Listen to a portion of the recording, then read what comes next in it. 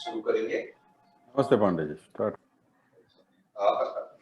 मित्रों, मैं DJIPC की तरफ से मिथिलेश पांडे, हमारी कलीग मृणाली, हम आज और हमारे MSME के कन्वीनर मनीष जीवानी की तरफ से आज हमारे बीच में लक्ष्मी कुमारन एंड श्रीधर अटॉर्नी, जो कि 1985 से फंक्शनल है। मैं उनके जो वरिष्ठ अधिकारीगण यहाँ बैठे हैं, श्री P विश्वनाथन जी जो प्रिंसिपल पार्टनर हैं, और आप कस्टम, सेंट्रल एक्साइज, फेमा और ऐसी तमाम लीगल जो एक्टिविटीज है उसको अपनी एक मजबूत पकड़ रखते हैं, श्री रतन जैन जी, रतन जी जो कि आप पार्टनर हैं इस कंपनी के, और आपका भी custom, foreign trade policy, service tax, VAT, excise इत्यादि पे सब्जेक्ट पे काफी गहरी पकड़ है।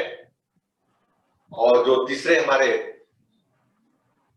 प्रमुख जो वक्ता है, जिनके साथ में हम लगातार संपर्क में रहे, श्री सौरभ मालपानी जी, आप advance authorisation, EPCC, duty drawback और तमाम चीजें जो हमारी इंडस्ट्री, जो बड़े इंडस्ट्री के जो यहाँ दिग्गज बैठे हुए हैं हमारे जेमेंट जो लिटरेट के, उनकी आवश्यकताओं की जितनी भी चीजें हैं उस पे ये जो पैनल है वो एक मजबूत पकड़ रखता है। और मुझे लगता है कि आपके आज के इस वक्तव्य से काफी कुछ जानकारी लोग हासिल कर पाएंगे और कुछ नई चीजों को समझते हुए हम एक नई दिशा में अग्रसर होंगे।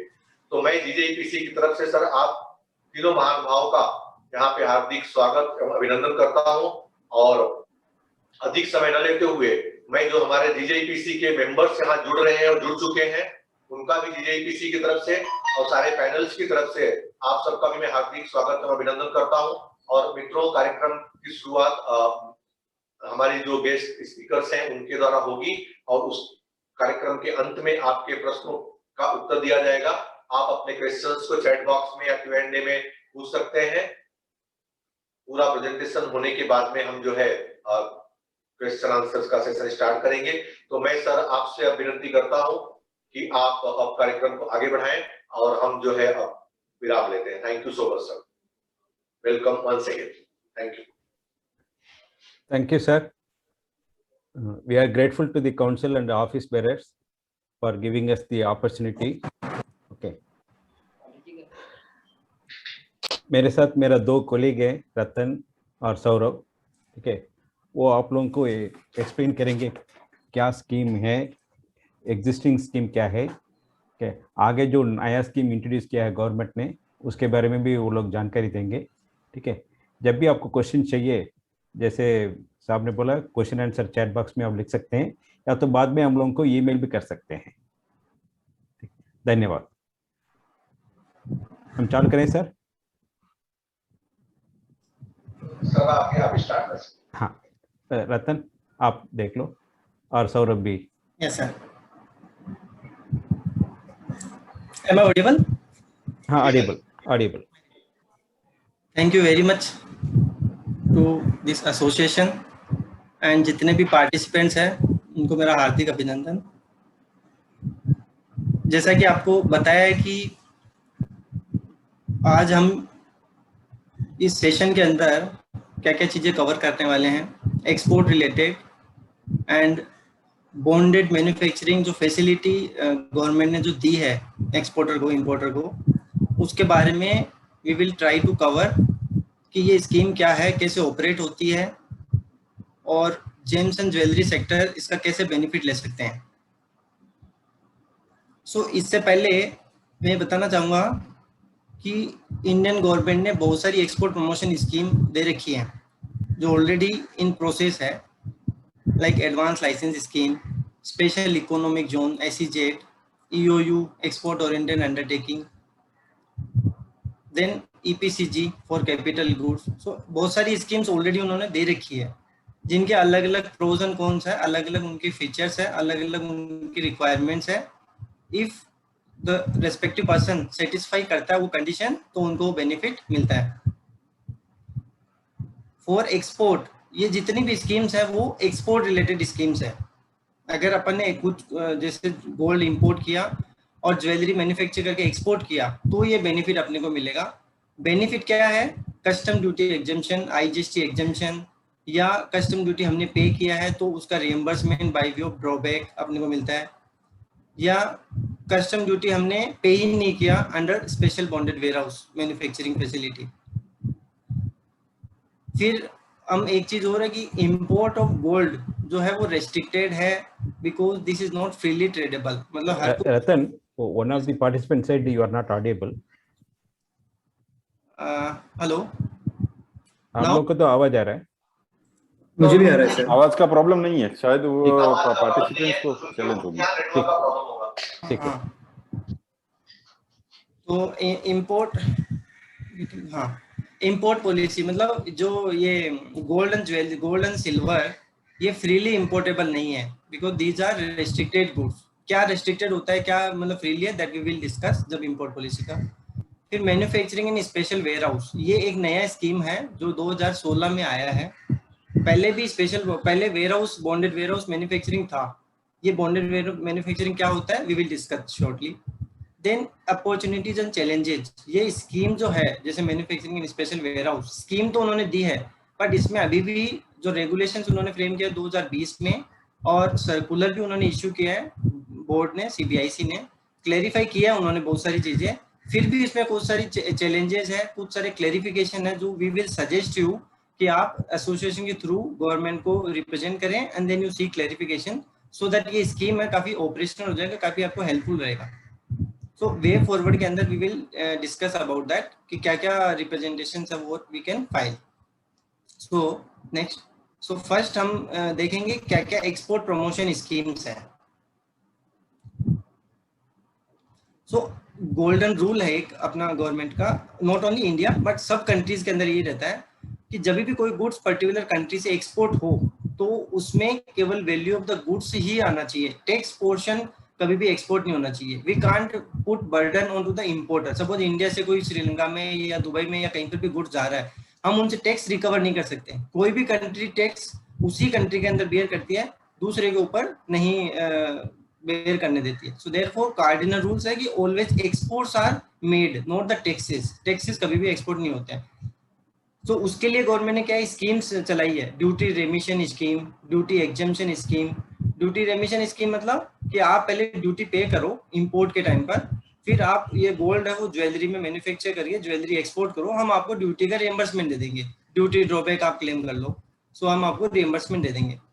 बट अगर कोई चाहता है कि नहीं मेरे पास में पैसा नहीं है, I do not want to pay upfront only, तो उसके लिए एग्जम्पशन स्कीम्स उन्होंने चलाई है। So duty exemption schemes are also there, जिसमें आपको ड्यूटी पहले पे ही नहीं करना पड़ता है। तो दोनों तरह की स्कीम्स हैं। ड्यूटी रेमिशन में फायदा इतना होगा कि आपको कोई कंडीशन वगैरह नहीं होगा, इंपोर्ट करो, यूज ड्यूटी पे करने के बाद में जब आप एक्सपोर्ट कर दोगे तब आपको बेनिफिट मिल जाएगा। अगर आपने एक्सपोर्ट नहीं किया तो ड्यूटी आपके लिए कॉस्ट बन जाएगा। और ड्यूटी एग्जम्पशन के अंदर क्या कि आपको एग्जम्पशन तो मिलेगा लेकिन सब्जेक्ट टू कंडीशन आएगा कि आपको एक्सपोर्ट करना पड़ेगा। तो उसमें अगर आपने एक्सपोर्ट नहीं किया तो फिर आपको duty along with interest and then fine, penalty etcetera हो सकता है उस पर। सो वो एक लायबिलिटी एक वो रहता है उसमें।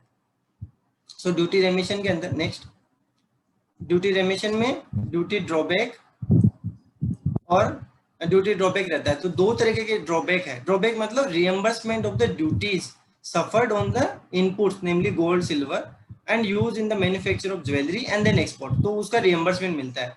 तो गवर्नमेंट ने प्रिस्क्राइब किया ऑल इंडस्ट्री रेट, मतलब आपको कहीं पर भी देखने की जरूरत नहीं है, हमने ऑलरेडी एक रेट प्रिस्क्राइब कर दिया। गोल्ड, आप गोल्ड ज्वेलरी आपने एक्सपोर्ट किया तो 372 रुपए 90 पैसे पर ग्राम के हिसाब से आपको पैसा मिल जाएगा व्हेनेवर यू एक्सपोर्ट। तो पर ग्राम एक्सपोर्ट किया इतना पैसा आपको मिल जाएगा as a drawback.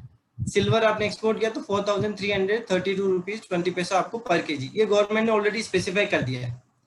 Irrespective of the fact कि आपका उस ज्वेलरी के अंदर 372 लगा हो चाहे नहीं लगा हो, या ज्यादा लगा हो कम लगा हो, वो कोई मतलब नहीं है, आपको इतना पैसा आपको मिलेगा।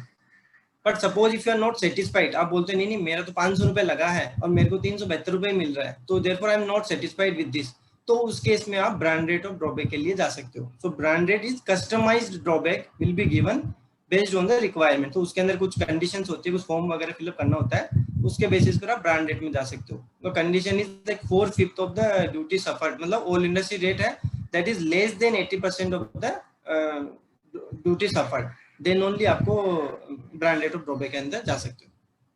तो ये है ड्यूटी रेमिशन स्कीम, जिसके अंदर आपको पहले ड्यूटी पे करना है, फिर आपको रिइंबर्समेंट मिलेगा। Yes, next. ये है ड्यूटी एग्जेम्पशन और डेफरमेंट ऑफ स्कीम्स, मतलब इसमें आपको ड्यूटी पहले पे नहीं करना पड़ेगा। तो इसमें अलग अलग कैटेगरीज के स्कीम्स हैं, लाइक स्पेशल इकोनॉमिक जोन। जो स्पेशल इकोनॉमिक जोन सेटअप होता है, नोटिफाइड प्लेस होता है, and there you import the goods, metals और gold, silver etcetera, and you manufacture jewellery and export out of India. You achieve minimum value addition और NFE जो भी requirements है वो यू अचीव दैट, तब आपको इसमें एग्जेम्पशन मिलेगा। ये स्कीम के अंदर आपको एग्जेम्पशन BCD, IGST सबके लिए मिलेगा। और ये बेनिफिट है वो इनपुट्स, रॉ मटेरियल्स या कैपिटल गुड्स या सर्विसेज जो भी आपने इंपोर्ट करी है उसमें, उन सबके ऊपर एग्जेम्पशन मिलेगा। सो ये मतलब कंसोलिडेटेड स्कीम है for the purpose of export. फिर EOU is also similar to SEZ, but थोड़ा सा इसमें डिस्टिंग्विशिंग फीचर है कि EOU आप कहीं पर भी सेटअप कर सकते हो, बट SEZ हर कहीं पर भी सेटअप नहीं कर सकते। It should be notified place, then only you can set up the SEZ, and EOU you can set up anywhere. Only thing is 2016 के पहले ये EOU इसको बॉन्डेड वेयरहाउस बोलते थे, EOU को भी, बट वो 2016 से इन्होंने हटा दिया है। सेक्शन 9 जो कस्टम्स एक्ट में जो सेक्शन 9 है वो बोलता था, कस्टम स्टेशन को डिफाइन करते हुए कि यहाँ पर वो अपॉइंट होगा बॉन्डेड वेयरहाउस। CBIC एक प्लेस डिसाइड करता था कि यहाँ पर ही आप कस्टम स्टेशन होगा, यहाँ पर ही आप बॉन्डेड वेयरहाउस सेटअप कर सकते हो, बट वो सेक्शन ही डिलीट हो गया 2016 में। तो EOU अब बॉन्डेड वेयरहाउस रहा ही नहीं, EOU को आप कहीं पर भी सेटअप कर सकते हो। मोर और लेस इसमें भी बेनिफिट सेम है जो SEZ के अंदर है, कि आप इंपोर्ट करो, मैन्युफैक्चर करके एक्सपोर्ट करो, आपको बेनिफिट मिलेगा। इसमें भी सब्जेक्ट टू NFE है, पॉजिटिव NFE आपको अचीव करना पड़ेगा। पॉजिटिव NFE मतलब कि 100 रुपए का गोल्ड लेके आए तो कम से कम 101 रुपए का आपको एक्सपोर्ट करना ही है, तो इतना वो होना चाहिए। और प्लस मिनिमम वैल्यू एडिशन भी दिया हुआ है जो फॉरेन ट्रेड पॉलिसी के अंदर, वो भी अपने को अचीव करना पड़ेगा व्हेन EOU में ऑपरेट करते हैं। एडवांस ऑथराइजेशन एंड EPCG, तो एडवांस ऑथराइजेशन बेसिकली है इनपुट्स रॉ मटेरियल्स के लिए, उसमें आप इंपोर्ट करो, ड्यूटी आपको पे करने की जरूरत नहीं है। बट एडवांस ऑथराइजेशन जो है वो प्रेशियस मेटल्स के लिए ही है अभी, और उसमें एक्चुअल यूटिलाइजेशन है और प्री इंपोर्ट के बेसिस है। प्री इंपोर्ट मतलब पहले आपको इंपोर्ट करना पड़ेगा और फिर बाद में आपको एक्सपोर्ट कर सकते हो, और इसमें जॉब वर्क एक्टिविटी आप नहीं करवा सकते, तो वो कुछ एक रेस्ट्रिक्शन है मतलब एडवांस ऑथराइजेशन में। EPCG इसका नाम है एक्सपोर्ट प्रमोशन कैपिटल गुड्स, जो कि केवल कैपिटल गुड्स के लिए है। कैपिटल गुड्स आप इंपोर्ट करो and you fulfil the export obligation, जो रिक्विजिट एक्सपोर्ट ऑब्लिगेशन है, फिर आपको कोई ड्यूटी पे करने की जरूरत नहीं है। और एक्सपोर्ट ऑब्लिगेशन होने के बाद कैपिटल गुड्स आप DTA में, डोमेस्टिक मार्केट में कहीं पर भी निकाल सकते हो, उसको on payment of applicable GST। फिर एक स्कीम है जो ये जो रूटीन में जो अभी चल रही है, जो आई थिंक जो करेंटली जो भी एक्सपोर्टर्स जो मैन्युफैक्चरर्स है they operate under this, advance procurement replenishment from nominated agency. क्योंकि गोल्ड जो सिल्वर है ना, this is rooted through nominated agency. DGFT ने ऑलरेडी नॉमिनेटेड एजेंसी डिफाइन किया है, और RBI ने भी कुछ एक बैंक्स को ये अलाउ किया है कि they can trade into, they can import the gold and then they can send to manufacturer या जो भी exporter वगैरह है उनको। तो nominated agency we will use। so nominated agency के थ्रू दो तरीके से होता है कि आप पहले उनसे परचेज कर लो nominated agency से, या तो लोन के ऊपर या outright परचेज कर लो, and then you manufacture the jewelry and export out of India। you show them कि मैंने ये export कर दिया, ये shipping bill का कॉपी है, and once you give them you are released, मतलब फिर आपको liability आपकी नहीं रहेगी। बट इसमें क्या होता है कि जो इंपोर्ट बाहर से जो इंपोर्ट होगा वो नॉमिनेटेड एजेंसी करेगी, आपको परमिशन नहीं होगी इंपोर्ट करने की। एंड रिप्लेनिशमेंट में भी ऐसा ही होता है कि पहले इसमें आप एक्सपोर्ट प्रूफ दिखा दो and then you purchase from nominated agency. तो दोनों तरीके से होता है, advance procurement as well as replenishment. इसमें प्रेशियस मेटल आप प्रोक्योर कर सकते हो। लास्ट स्कीम जो है manufacturing in special bonded warehouse, जो आज हम डिस्कस करेंगे, क्योंकि ये स्कीम अभी नया ही है, 2016 में आया था, लेकिन 2020 में इसका रेगुलेशंस आया है। अभी भी ये मतलब ये वेरी बेनिफिशियल स्कीम है, इसमें एक्सपोर्ट्स वगैरह की रिक्वायरमेंट नहीं है। तो इसके लिए we will discuss more on manufacturing and special bonded warehouse, ये कैसे ऑपरेट होती है। Yes sir. फिर ये और भी स्कीम्स जो फॉरेन ट्रेड पॉलिसी में है, फॉरेन ट्रेड पॉलिसी में एक तो एडवांस लाइसेंस वाली स्कीम है, और ये these are other schemes also specified in foreign trade policy, like export against supply by foreign buyer. तो इसमें क्या होता है कि नॉमिनेटेड एजेंसी इंपोर्ट कर सकती है गोल्ड, या फिर जो स्टेटस होल्डर है या जो एक्सपोर्टर है जिसका टर्नओवर 5 करोड़ से ज्यादा है वो इंपोर्ट कर सकता है against from the foreign buyer. मतलब फॉरेन बायर क्या करेगा, गोल्ड देगा और उसके बेसिस पर उसको मैन्युफैक्चर करके एक्सपोर्ट करना है। तो इसमें क्या within 90 days no they have to export the jewellery, जो कंडीशन है ये। इसमें नॉमिनेटेड एजेंसी का एक है और स्टेटस होल्डर को बैंक गारंटी वगैरह भी देना पड़ेगा, then they can import without payment of custom duty. पर इनमें ये है कि जो नो कस्टम नोटिफिकेशन है उसमें बेसिक कस्टम ड्यूटी एग्जेम्पशन है। आईजीएसटी के लिए we have to depend upon other notification, IGST के लिए भी बेसिकली एग्जेम्पशन है इसमें।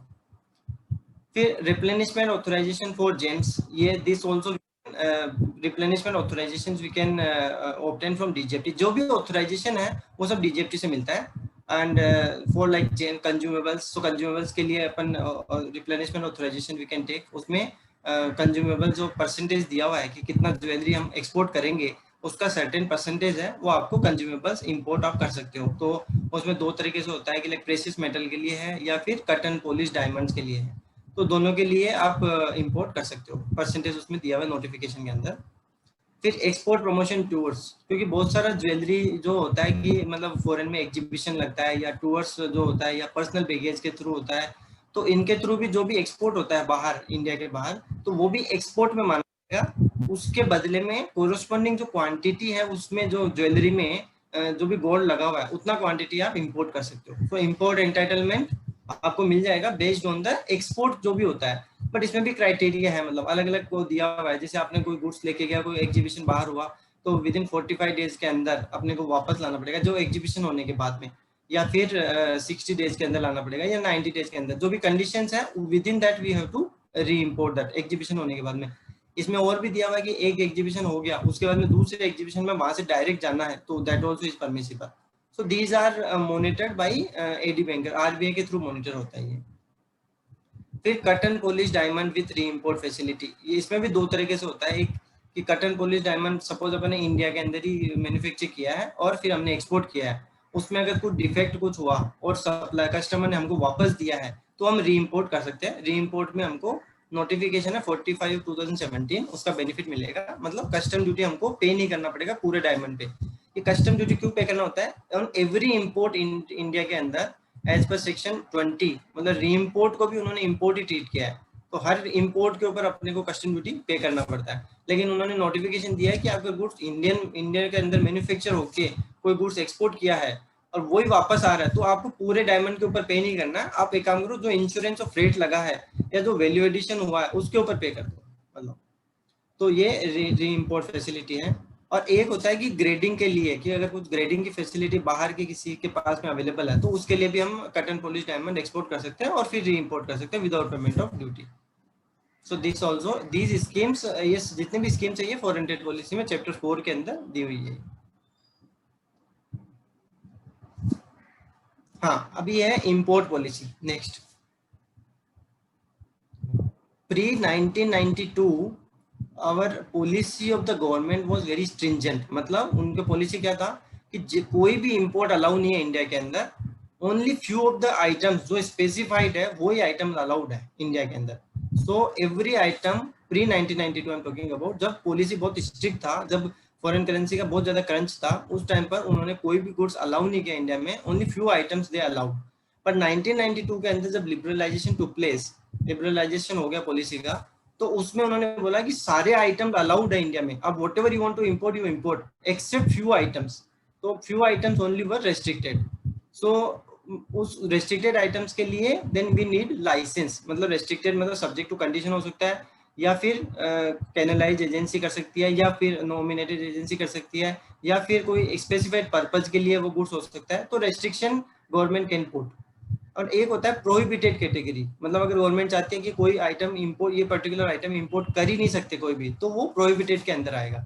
बट अपने वाले जो देखेंगे गोल्ड और ये है ना, ये रेस्ट्रिक्टेड में आता है। तो इसमें केवल मॉनेटरी वाला गोल्ड है वो फ्री है, बाकी के अगर अपन देखेंगे ना तो these are restricted categories. Restricted में भी अपन अगर कंडीशन देखेंगे लास्ट कॉलम में, तो उसमें लिखा है कि import is allowed only through nominated agency as notified by RBI and DGFT. तो नॉमिनेटेड एजेंसी के थ्रू अपन ये इंपोर्ट कर सकते हैं। So this is the restriction. अभी अपन आगे डिस्कस करेंगे वेदर ये रेस्ट्रिक्शन बॉन्डेड वेयरहाउस में एप्लीकेबल होगा नहीं होगा, या इसको कैसे अपन ओवरकम कर सकते हैं, डायरेक्ट इंपोर्ट वगैरह अलाउड होगा कि नहीं होगा। बट एक कैटेगरी है जैसे अदर अनरोड फॉर्म, उसमें गोल्ड और बार है वो इंपोर्ट कर सकते हैं, that is by refineries against licence with actual user condition. Otherwise और जितने भी है वो सब रेस्ट्रिक्टेड में आते हैं। Yes, next. सिमिलरली ये सिल्वर के लिए है, तो सिल्वर में भी देखेंगे तो भी पाउडर फॉर्म में हो, अनरोड फॉर्म में हो, शीट्स फॉर्म में हो, जितने भी फॉर्म में हो सब रेस्ट्रिक्टेड कैटेगरीज में आ रहे हैं। तो रेस्ट्रिक्टेड के अंदर आ रहे हैं तो सेम कंडीशन है कि import through nominated agencies allowed है, आरबीआई के थ्रू हो या फिर डीजीएफटी ने जिन्होंने भी नोटिफाई किया है नॉमिनेटेड एजेंसी, उनके थ्रू आप इंपोर्ट कर सकते हैं।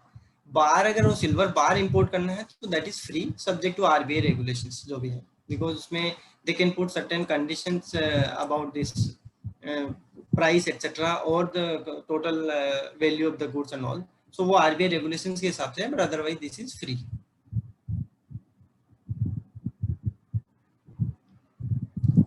अभी हम डिस्कस करेंगे ये स्कीम क्या है, मतलब ये तो जो पास्ट में जो मैंने बताया अभी 5-6 स्लाइड, उसमें तो क्या है कि जो स्कीम ऑलरेडी ऑपरेशन में है, जो पॉलिसी में है, जिसके बेसिस पर जो अभी करंट इंडस्ट्री जो ट्रेड कर रही है वो उसके बारे में है। बट ये जो बॉन्डेड वेयरहाउस मैन्युफैक्चरिंग जो फैसिलिटी वो क्या है, कैसे उसको ऑपरेट कर सकते हैं, कैसे बेनिफिट अवेल कर सकते हैं, उसमें क्या क्या चैलेंजेस हैं। सो अपन अगर देखेंगे इसकी हिस्ट्री तो बॉन्डेड वेयरहाउस का नया नहीं है, बॉन्डेड वेयरहाउस इज हिस्टोरिकल, मतलब पहले से ही चला आ रहा है bonded warehouse, even pre 2000 pre 90s also it was there. Bonded warehouse मतलब क्या होता है कि you import the goods and you file into bond bill of entry, but you do not want to clear the goods for home consumption. मतलब आज मेरे पास में custom duty का पेमेंट करने के लिए या फिर मेरे को कुछ उसके ऊपर ऑपरेशंस कुछ करना बिफोर, मतलब कुछ एग्जामिनेशन करना है या कुछ वैल्यू डिटरमाइन नहीं हो पा रही है या और कोई पर्टिकुलर क्राइटेरिया है जिसकी वजह से मेरे को उस गुड्स को अभी क्लियर नहीं करना कस्टम्स में, तो मैं क्या करूंगा कि कस्टम स्टेशन एक तरह से होता है, मतलब वेयरहाउस की वहां पर मैं स्टोर कर दूंगा and then I will not clear the goods. तो जब तक मैं क्लियर नहीं करता हूँ तब तक मेरे को कस्टम ड्यूटी नहीं पे करनी पड़ती है, तो उसको बॉन्डेड वेयरहाउस की वो फैसिलिटी अवेलेबल होती है। तो प्री 2016 है ना, nominated agencies ये इन these were allowed to store imported goods in bonded warehouse। मतलब nominated agency के थ्रू जैसे import चला रहा है तो nominated agency को पहले अलाउ था कि custom bonded warehouse के अंदर you can store the gold and जब भी ये मैन्युफैक्चरर को एक्सपोर्टर को अगर चाहिए तो export bill of entry will be filed और they can clear the goods. EOU as मैंने बताया था कि EOU भी प्री 2016 है, वो बॉन्डेड वेयरहाउस ही था, सो देयरफॉर EOU के अंदर भी you can import the gold pre 2016। Post 2016 जब ये रेगुलेशंस आ गया तो रेगुलेशंस क्या आया, सेक्शन 58A इंसर्ट कर दिया उन्होंने स्पेशल बॉन्डेड वेयरहाउस का। तो ये क्यों किया, बिकॉज गोल्ड और सिल्वर जो है पहले नॉर्मल वेयरहाउस के अंदर ही स्टोर करने का अलाउ होता था, नॉर्मल वेयरहाउस के अंदर और भी गुड्स हो सकते हैं and gold and silver these are the precious items, तो इनको क्या होता है कि पूरा सेफ्टी पूरा सिक्योरिटी और कंट्रोल होना जरूरी होता है। तो इसके लिए उन्होंने क्या किया कि बाकी के बॉन्डेड वेयरहाउस से अलग कर दिया, इसको स्पेशल बॉन्डेड वेयरहाउस में कर दिया। स्पेशल बॉन्डेड वेयरहाउस में कुछ एक आइटम्स है जो कि अलाउड होते हैं। तो पोस्ट 2016 है, अगर हम उसमें बेसिकली क्या है कि सेक्शन के अंदर ये बोला है कि if suppose if you are availing exemption under notification तो आपको बॉन्डेड वेयरहाउस में स्टोर नहीं करने दिया जाएगा। मतलब dutiable goods can only be stored in bonded warehouse, not the exempted goods. अभी नॉमिनेटेड एजेंसी जो भी इंपोर्ट करती थी पास्ट में या अभी भी जो करती है, देयर आर नोटिफिकेशन 57 ऑफ 2000 या 56 ऑफ 2000 या सम अदर नोटिफिकेशन जिसमें क्या होता है कि उनको एग्जेम्पशन मिलता है। अब एक बार अगर एग्जेम्पशन है तो डाउट ये आता है कि फिर बॉन्डेड वेयरहाउस में स्टोर कर सकते हैं नहीं कर सकते, तो ये एक थोड़ा सा इसमें चैलेंज है। देन डोमेस्टिक जो gold meant for domestic use वो आ सकता है कि अगर मान लो डोमेस्टिक के लिए अपने को यूज करना है, मतलब कि क्लियर करना है डोमेस्टिक में ये गोल्ड या फिर ज्वेलरी, वो हम बॉन्डेड वेयरहाउस में स्टोर कर सकते हैं।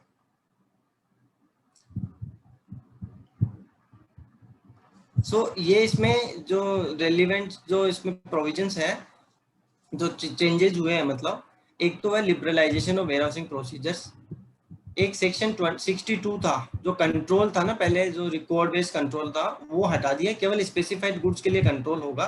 तो अगर सपोज 58A के अलावा नॉर्मल वेयरहाउस देखें 58 वाला तो उसमें कंट्रोल नहीं रहता है, बट 58A लाइसेंस में क्या क्या आता है अपने गुड्स, तो इसमें 4 तरह की कैटेगरीज है, gold, silver, other precious metals and articles, goods stored for supply to DFS duty free shops, goods stored for supply as stores to vessels or aircraft, goods stored for supply to foreign privileged persons. So ये 4 category है, but हमें we are concerned with first category जो underline है, gold, silver, other precious metals and articles thereof. तो ये particular goods है वो 58 के अंदर आता है. इसके लिए नोटिफिकेशन इशू है कि दिस इज स्पेसिफाइड गुड्स. ये पर्टिकुलर गुड्स हम स्पेशल बॉन्डेड वेयरहाउस में स्टोर कर सकते हैं.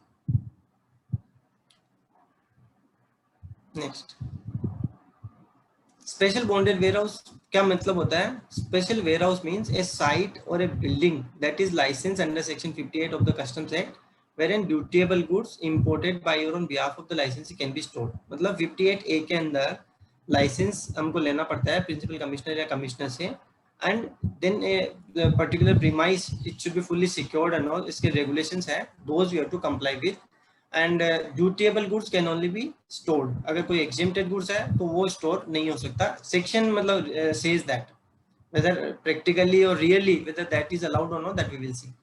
Then these warehouses are owned by private entities or individuals and are used exclusively for the goods owned by imported by behalf of the licensee.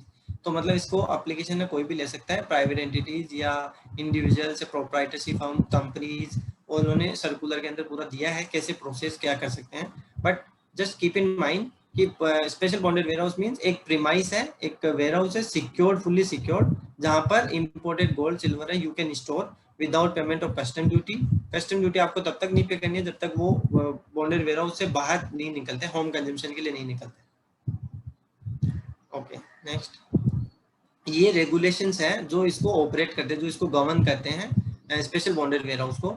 Section 58A से लेके 73A तक ये customs act के अंदर है. ये section 58A is special bonded warehouse. फिर इसमें 59, 60 लाइसेंस लेना, फिर मैन्युफैक्चरिंग का, फिर एक वेयरहाउस से दूसरे वेयरहाउस में ट्रांसफर करना, फिर फिनिश्ड गुड्स हम जो ज्वेलरी बना दी वो डीटीए में डोमेस्टिक में निकालेंगे तो क्या प्रोसीजर होगी, फिर एक्सपोर्ट करेंगे तो क्या होगा, अगर अपन लाइसेंस का कंप्लाई नहीं किया, कुछ वायलेशन किया तो क्या होगा. All those provisions are mention in 58A to 73A. ये एक्ट में आता है.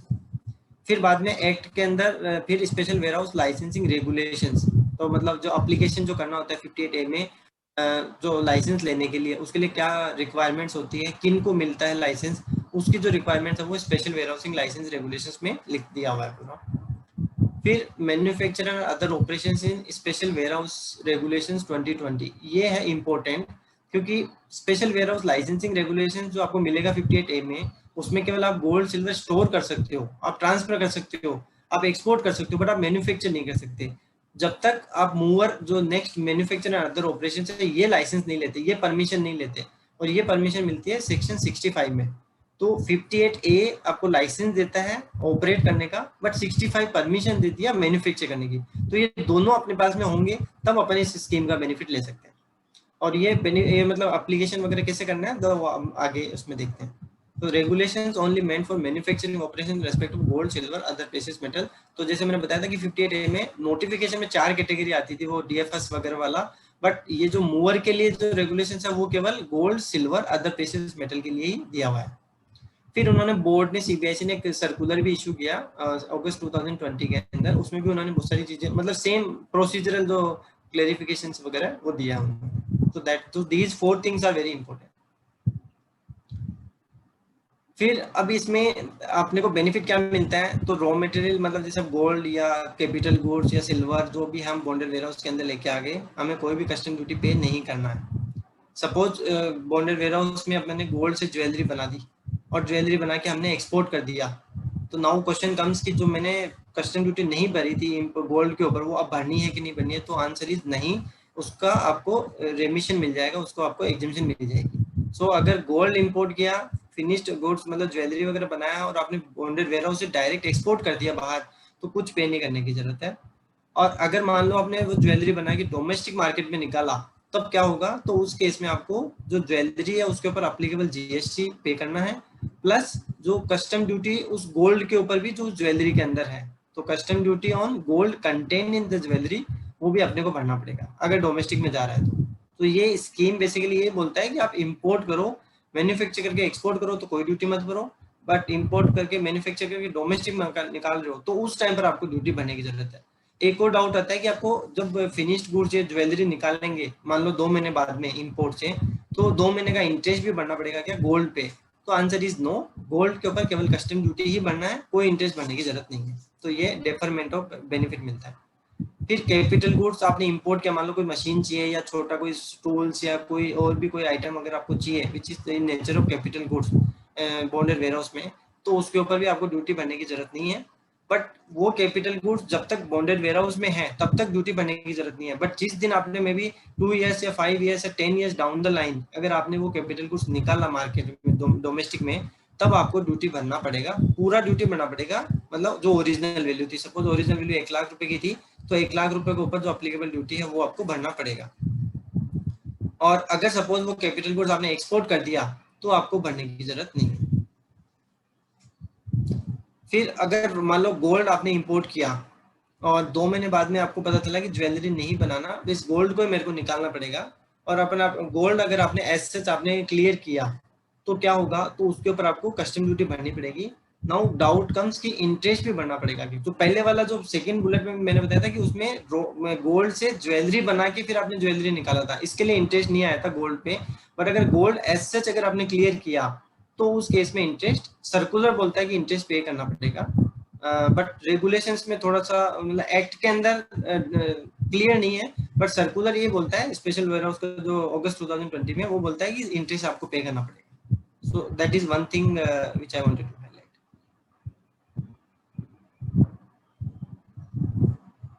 ये इंटरेस्ट क्यों भरना पड़ेगा, इसका ये नहीं भरना पड़ेगा या भरना पड़ेगा, इसका ये लॉजिक इससे भी आता है कि जो प्रोविजंस है जो 61 कस्टम्स एक्ट के अंदर, वो अमेंड हुआ था 2016 में। तो 2016 से पहले उन्होंने क्या बोला था कि बॉन्डेड वेयरहाउस में या ईओयू में, ईओयू भी बॉन्डेड वेयरहाउस ही था, तो ईओयू में या बॉन्डेड वेयरहाउस में आप केवल गुड्स है ना एक लिमिटेड पीरियड के लिए स्टोर कर सकते हो। मतलब कि कैपिटल गुड्स अगर आपने इंपोर्ट किया तो आप 5 साल तक रख सकते हो मैक्सिमम, और अदर देन कैपिटल गुड्स आपने इंपोर्ट किया तो आप 3 साल तक रख सकते हो।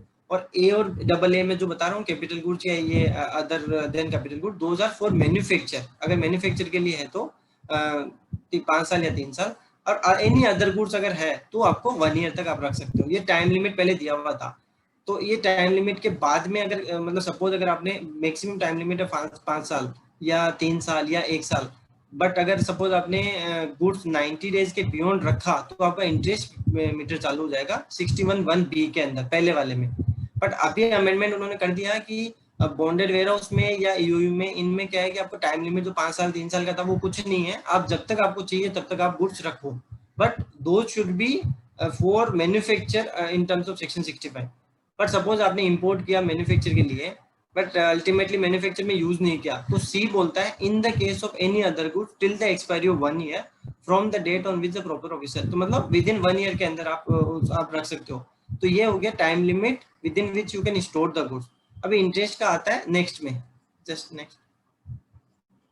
इसमें अगर अपन देखेंगे जो अमेंडेड वाला राइट हैंड साइड में जो मई 2016 से जो अमेंडमेंट आया वो, where any warehouse goods specified in clause C of subsection 1 remain in a warehouse beyond a period of 90 days from the date on which the proper officer has made an order under subsection 1 of section 16, interest shall be payable at such rate as may be fixed on the amount of duty payable at the time of clearance of the goods for the period from the expiry of the said 90 days till the date of payment of duty on the warehouse goods।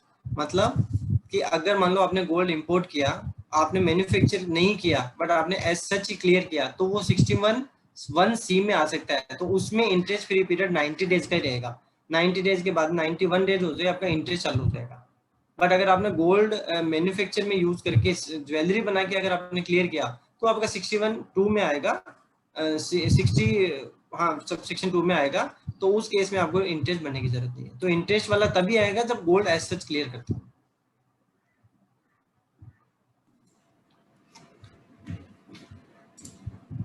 Sir आप mute पे हो।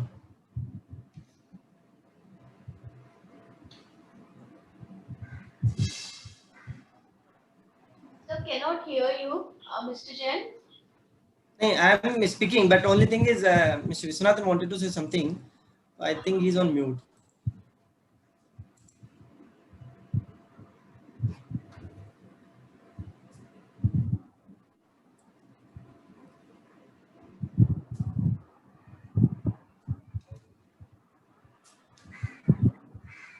Okay, so ये था provisions जो bonded warehouse का pre 2016 और post 2016। अभी we will summarise, अभी मतलब जो मूवर के अंदर जो क्या कस्टम ड्यूटी, कैसे क्या कस्टम मतलब पेमेंट होता है, फिनिश गुड्स एक्सपोर्ट होता है या आईजीएसटी वगैरह होता है। So my colleague Saurabh will continue from here. Over to thank you Ratan sir. इधर ये स्लाइड में हम समराइज कर लेंगे कि बॉन्डेड स्पेशल वेयरहाउस में अगर आप मैन्युफैक्चर कर रहे हो तो ड्यूटी इम्प्लीकेशंस आपके कैसे रहेंगे। एक है कि आपका इंपोर्टेड रॉ मटेरियल, इंपोर्टेड जो गोल्ड आएगा उस पे बीसीडी और आईजीएसटी वो डिफर हो जाएगा। इंपोर्ट के दौरान वो पे नहीं करना है जब आप उसको वेयरहाउस में लिख के आओगे। Till the time you manufacture and till the time you clear from warehouse, जब तक वो डिफरमेंट मिल जाएगा आपको विदाउट एनी इंटरेस्ट लायबिलिटी। अगर आपने उसको एक्सपोर्ट कर दिया सो बीसीडी और आईजीएसटी जो डिफर हो चुका था विदाउट इंटरेस्ट वो वेव ऑफ हो जाएगा, वो पे करने की कोई नीड नहीं है। अगर आपने वही गोल्ड को ज्वेलरी में मैन्युफैक्चर करके डीटीए में निकाला, कोई डोमेस्टिक कंज्यूमर को दे दिया, तो आपको जो बीसीडी और आईजीएसटी पे करना था वो क्लियरेंस के वक्त पे करना पड़ेगा। इसमें कोई इंटरेस्ट लायबिलिटी की नीड नहीं है पे करने की। बीसीडी का रेट जो रहेगा वो आपका जब जिस दिन आप क्लियर करोगे ज्वेलरी उस दिन का रेट लगेगा। बीसीडी का वैल्यू आपकी ओरिजिनल रहेंगी गोल्ड की। ज्वेलरी के वैल्यू पे ड्यूटी नहीं भरना है, ये आप नोट कर लीजिए। आप ज्वेलरी जब क्लियर कर रहे हो डीटीए में, आपको ड्यूटी भरना है उसके अंदर जो गोल्ड इंपोर्ट किया था, आपने इंपोर्ट करके यूज किया, उसके वैल्यू पे ड्यूटी भरना है। सेकंड, आप डोमेस्टिक मार्केट से कुछ जो भी आपको रॉ मटेरियल या कोई रिक्वायरमेंट है कैपिटल गुड्स की, वो भी स्पेशल वेयरहाउस में लाके यूज कर सकते हैं। So domestically procured goods are also allowed in special warehouse. उस पे आपको कोई जीएसटी का एग्जेम्पशन वगैरह नहीं मिलेगा, आपको जीएसटी पे करके उसका क्रेडिट लेना है। जैसे एडवांस लाइसेंस स्कीम में या ईओयू एसईजेड स्कीम में आप जब डोमेस्टिक मार्केट से खरीदते हो तो जीएसटी का कहीं ना कहीं रिफंड मिल जाता है बाय सम अदर मीन्स। यहाँ पर वो रिफंड नहीं मिलेगा जीएसटी का, आपको उसका पे करके क्रेडिट लेना है। That credit you can use in output. Wastage, अभी ये मैं वेस्टेज वेयरहाउसिंग स्कीम के अंदर क्या वेस्टेज के नॉर्म्स है, ये आते हैं सेक्शन 65 से of the customs act. Customs act में क्या वेस्टेज के नॉर्म्स है वो मैं यहाँ पे डिस्कस कर रहा हूँ। फिर इनकी एप्लीकेबिलिटी आपके सेक्टर में कैसी रहेंगी वो हम और आगे और डिस्कस करेंगे। स्पेशल वेयरहाउसिंग के अंदर if waste is generated in the manufacturing process, तो there are two scenarios. Either the finish goods is exported, जिसमें से वेस्ट निकला मैन्युफैक्चर करते वक्त। अगर वो फिनिश गुड्स आप एक्सपोर्ट कर रहे हो तो उसके दो सिनेरियो हो सकते हैं, या तो आप उस वेस्ट को डिस्ट्रॉय करोगे या तो वो वेस्ट को डिस्ट्रॉय नहीं करोगे और रीयूज कर लोगे, या डोमेस्टिक मार्केट में क्लियर कर लोगे, एक्सपोर्ट मार्केट में क्लियर कर लोगे। एक्ट बोलता है अगर आप वेस्ट को डिस्ट्रॉय कर लोगे तो जो भी उसके अंदर गोल्ड या कुछ होगा उस पर जो ड्यूटी होंगी वो एग्जेम्प्ट हो जाएंगी, वो भरने की कोई नीड नहीं। फिर एक्ट बोलता है अगर तुम वेस्ट को डिस्ट्रॉय नहीं कर रहे हो और उसको कोई दूसरे तरीके से ट्रीट कर रहे हो, मतलब कोई भी दूसरा, या तो उसको कहीं सप्लाई कर रहे हो डोमेस्टिक मार्केट में, एक्सपोर्ट मार्केट में, या रीयूज कर रहे हो, अगर वेस्ट को डिस्ट्रॉय नहीं कर रहे हो तो जितना वेस्ट है, सपोज करो वो वेस्ट इंडिया में इंपोर्ट हुआ, उस पे जो भी स्क्रैप वैल्यू पे ड्यूटी बनती है वो आपको ड्यूटी भरनी है। ये एक्ट में लिखा है। आपके सेक्टर में यूजुअली वेस्ट को डिस्ट्रॉय तो होता नहीं है क्योंकि उसमें गोल्ड कंटेंट होता है। इट इज उसको वापस रिफाइन करके उसका गोल्ड बार बना के फिर से यूज करते हैं। सो हमारे हिसाब से अगर आप उसको फिर से यूज करके अगर वो एक्सपोर्ट गुड्स में यूज होता है देन वी कैन से उस पर कोई ड्यूटी भरने की नीड नहीं है। पर अगर आप उसका गोल्ड बार बना के उसको कुछ डोमेस्टिक सेक्टर में यूज कर रहे हो कुछ ज्वेलरी के अंदर, then there can be duty implications on that gold which is contained in that waste. ये हो गया if finished goods is exported. What if finished goods जो हमने मैन्युफैक्चर किया उसमें से कुछ वेस्ट निकला और वो फिनिश गुड्स को अपने डीटीए में क्लियर कर दिया, तो आपको जितना भी गोल्ड आपने उस फिनिश गुड बनाने के लिए यूज किया वो पूरे गोल्ड पे ड्यूटी भरनी है। फिर वो वेस्ट को आप किधर भी क्लियर करो, डीटीए में क्लियर करो, एक्सपोर्ट करो, ये यूज करो, आपको उस वेस्ट पे ड्यूटी भरनी है अगर वो फिनिश ज्वेलरी आपने डीटीए में क्लियर करी है तो। अभी मूवर स्कीम के अंदर manufacturing in special warehouse scheme में अप्लाई करने के लिए क्या थोड़े प्रीरिक्विजिट्स है जो रेगुलेशंस में लिखे हैं. Either you should be a citizen of India or you should be an entity incorporated in India or registered under any law in India. Then you can furnish a solvency certificate. You have to furnish a solvency certificate from a scheduled bank. इसका value क्या रहेगा वो आपको जो भी principal commissioner या commissioner जिसके पास में एप्लीकेशन दोगे ही विल डिटरमाइन किस वैल्यू का सॉल्वेंसी सर्टिफिकेट देना है. Then you have to comply with the terms and conditions जो आपको कमिश्नर ने लिखे गए हैं. वेयरहाउसिंग अगर आप करते हो अंडर कस्टम्स तो यहाँ पर constant supervision of customs officers रहेगा and even bond officer will be stationed over there. So उसके जो भी पेमेंट है वो आपको करनी पड़ेगी for the services of officers of customs and you have to undertake that you will pay for those services. फिर एक ऐसा क्लॉज है कि you should not be penalised for an offence under customs act, central excise act और service tax laws. So इसमें 2-3 point है. एक तो कि जब हम बोल रहे हैं पेनलाइज्ड फॉर एन ऑफेंस तो ये वो ऑफेंस है जहां पर आपको प्रोसिक्यूशन, क्रिमिनल प्रोसिक्यूशन होता है. जैसे कस्टम्स एक्ट के अंदर चैप्टर 16 में ऑफेंसेस अलग से नोटिफाइड है जहां पे आपको इम्प्रिजनमेंट करके बोला है, इम्प्रिजनमेंट हो सकता है. सो वही ऑफेंसेस में यहाँ पर आप अगर आप पेनलाइज्ड हुए हो तो you will not be able to apply for MOOWR. अब ऐसा भी हो सकता है कि there are some penalties which are levied under customs act like general penalty, like penalty for confiscation under 112, 114. So यहाँ पर अगर आपको पेनल्टी लगी है तो ये पेनल्टीज में not be covered over here. यहाँ पर सिर्फ आपने जो सीरियस ऑफेंसेस किए हैं वो यहाँ पर कवर्ड रहेंगे जिसमें क्रिमिनल प्रोसिक्यूशन हुआ है. एक और नोट करने वाली बात है कि यहाँ पर कोई पीरियड नहीं लिखा है, लास्ट 1 साल में, लास्ट 3 साल में या लास्ट 5 साल में. Even if 20 years back you may have been done and you have been penalized for an offense, तो maybe आप बार हो सकते हो from applying. In such a case, it may be at the discretion of the officer to whom you are making an application. If he may consider a case कि last 3 years में अगर कोई penalize नहीं है, तो he may allow the application. और एक general condition है कि you should not be convicted for an offense under any law for timing in force. और भी कोई एक्ट होगा तो उसके अंदर भी ऑफेंस में you should not be convicted. Then at that when you are making an application और after the application what are some requirements. Customs में आपको एक ट्रिपल ड्यूटी बॉन्ड देना पड़ता है. सो जितना भी आपका वेयरहाउसिंग गुड्स इंपोर्ट होगा इन वेयरहाउस उसके लिए ड्यूटी वैल्यू का ट्रिपल अमाउंट का बॉन्ड देना पड़ता है. उसे ट्रिपल ड्यूटी बॉन्ड बोलते हैं. ये bond is along with some security. So circular में लिखा है that whatever duty portion है उसका आपको 100% बैंक गारंटी देना पड़ेगा फॉर द ड्यूटी पोर्शन.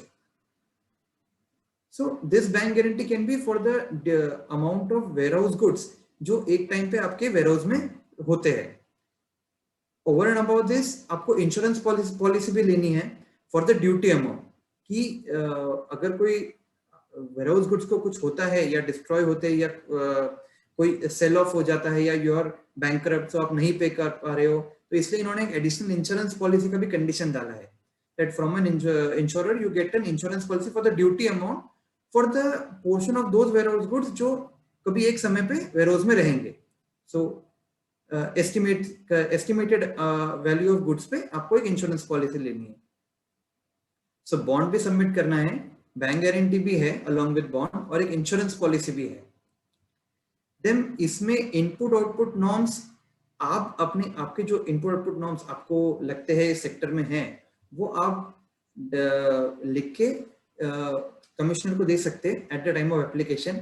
उसके साथ में आप एविडेंस भी अटैच कर सकते हैं कि on what basis this input output norms has been devised.